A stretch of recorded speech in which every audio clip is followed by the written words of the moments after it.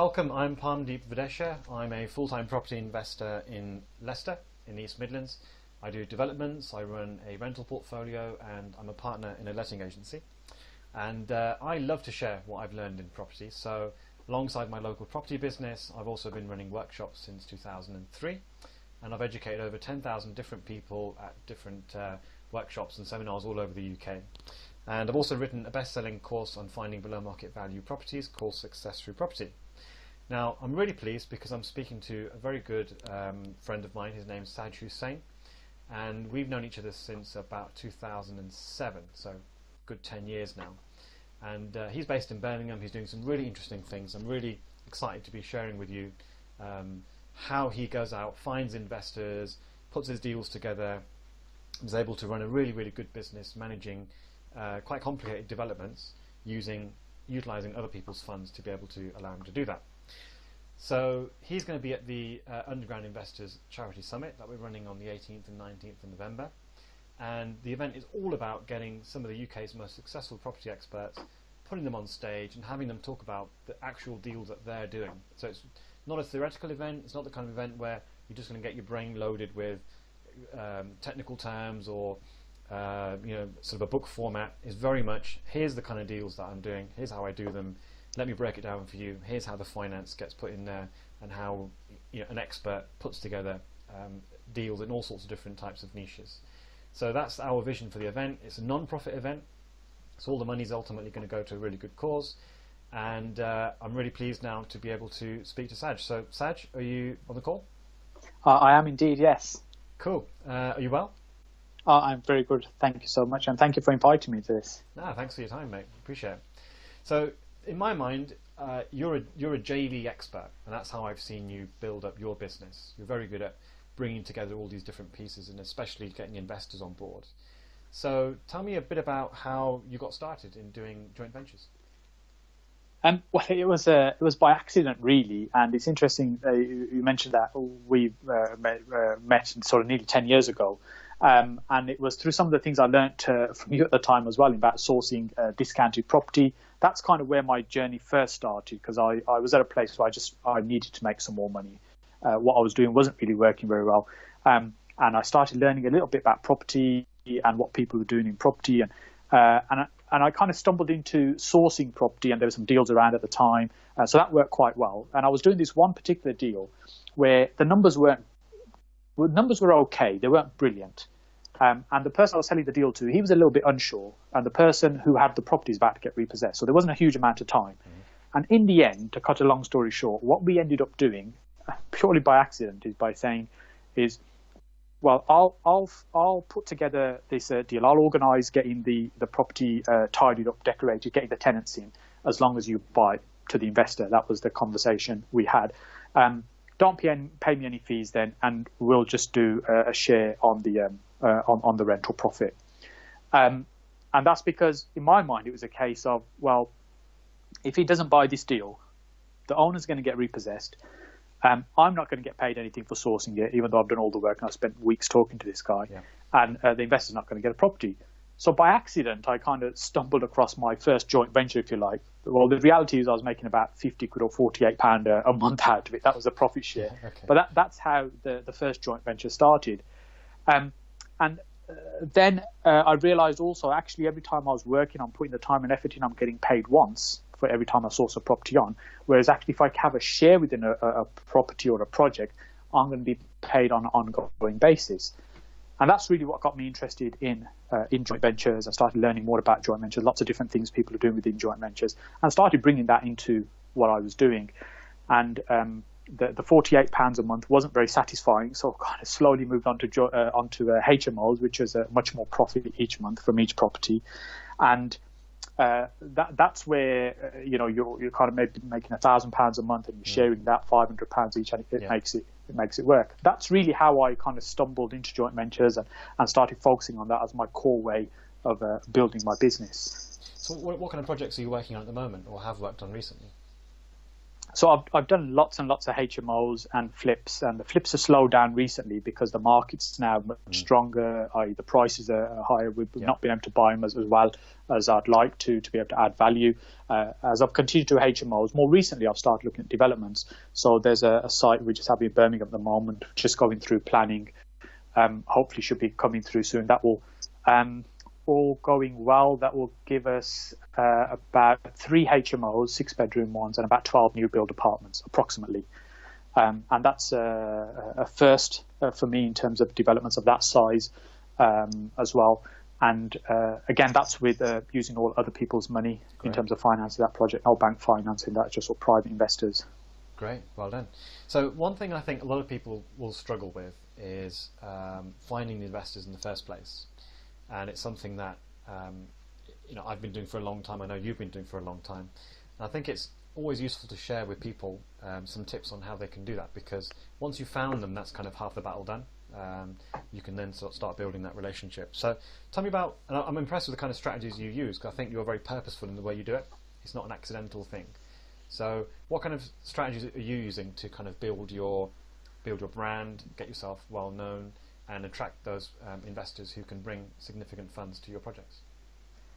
I think it's become purposeful simply because I tried lots of things that didn't really work. I thought, let's try this. This is work. Even as far as going to events and having a piece of paper pinned to my top saying wanted £100,000 for a project.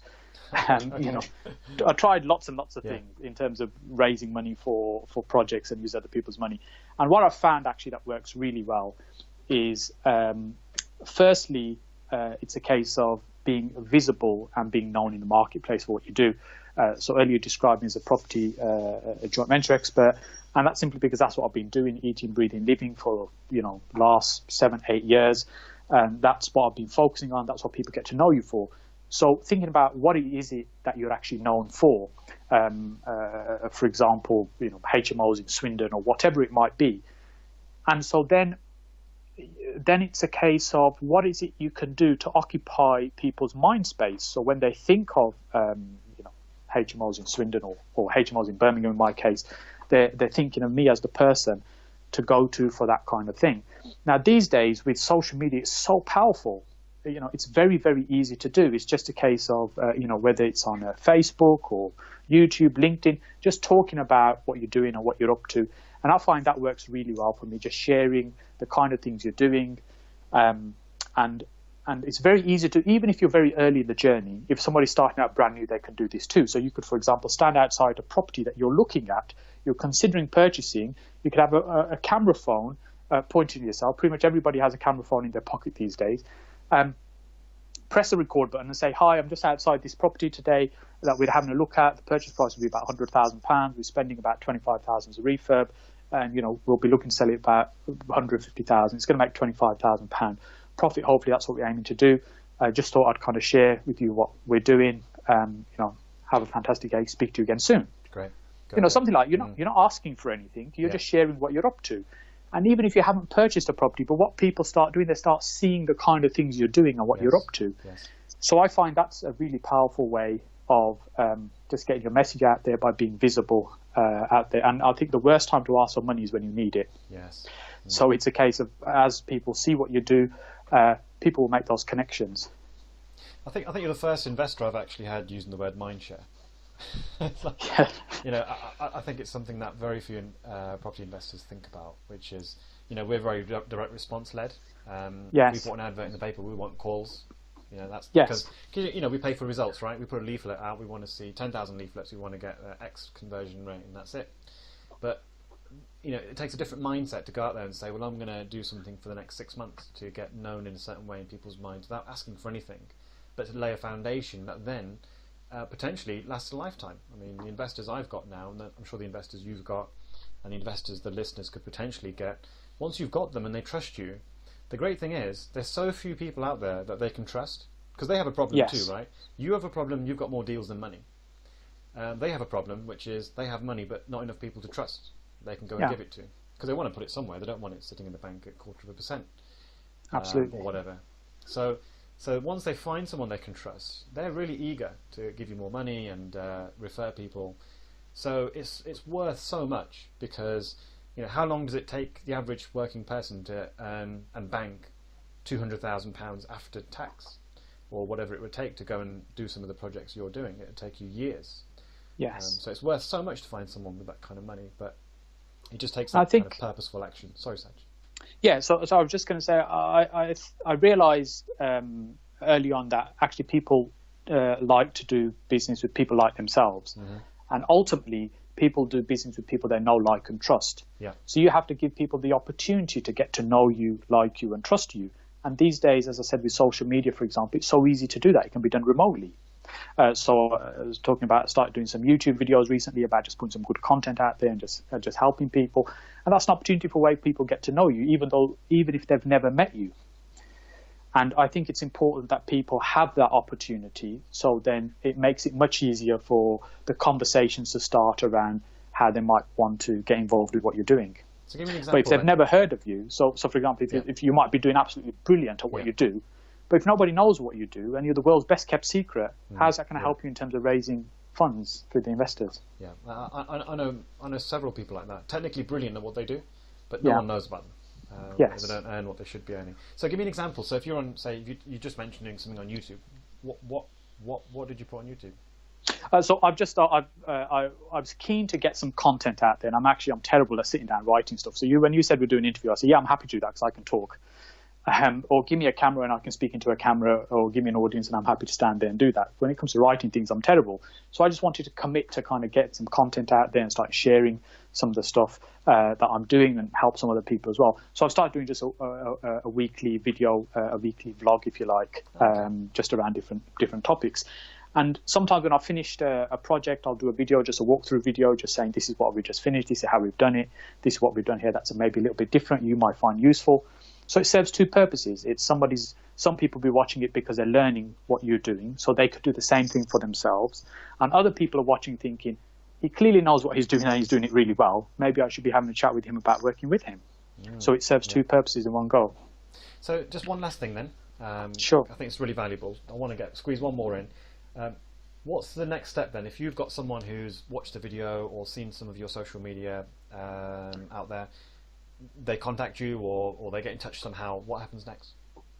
So generally what I tend to do, if somebody's contacted me about maybe want to work with me, I believe it's really important to take the time to really understand what that person is looking to try and achieve and how we might be able to help them. So what that doesn't mean is that you go into a sales mode and say, right, I've got this thing, do you want to do it? This is how we're going to do it, and you start negotiating. Now, what I like to try and do, and I think this is a great way for other people to do this too, is just to try and ask lots of questions to understand why somebody's looking to invest, what their expectations are, what experience they have of that, what's important for them in working together and being able to do a deal.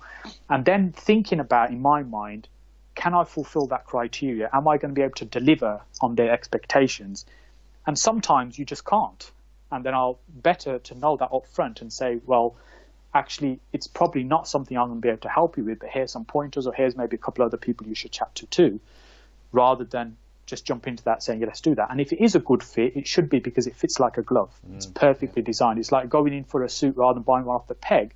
You're getting it tailored. And that's effectively what we're doing in this relationship, finding is it going to be a good fit before we start talking about the deal. Brilliant. So you're going to be speaking at the Underground Investors Summit on the 18th and 19th of November in London. Yes. Tell us, what will you get, if someone's coming to that talk, what will they get there? What will they learn? Well, if someone's interested in learning about using other people's money, more so how to go about raising money from other investors for your project, so you don't have to worry about how am I going to fund the next deal, which is really what forced me into this position in the first place, thinking, how do I keep funding deals? And these days, I think it doesn't matter whether you're starting with a lot of cash or no money at all. There's a point where actually you tie up whatever you have available in deals and you need more funds. And I'll be sharing how to raise money using private investors, how to structure those deals so that it's a win-win for everybody and you don't have to worry about actually how do I find the money for the next deal. Brilliant. I think that's going to be really valuable. Thank you. Thank you for your time. And if you're listening to this and you want to know more about the event, just click the link below this video. If you're quick, you can get hold of a ticket worth £300 for only £97. Just go and download the case studies first of all, which will allow you to register, and then we'll send you more details about the event once the tickets have been released. As I said before, it's the only event where you're going to get top property experts like Saj revealing what they're doing in their property businesses in detail, in such a way that you can literally copy and paste it. Because I don't know about you, Saj, but my best business results have come from just copying other people's good ideas.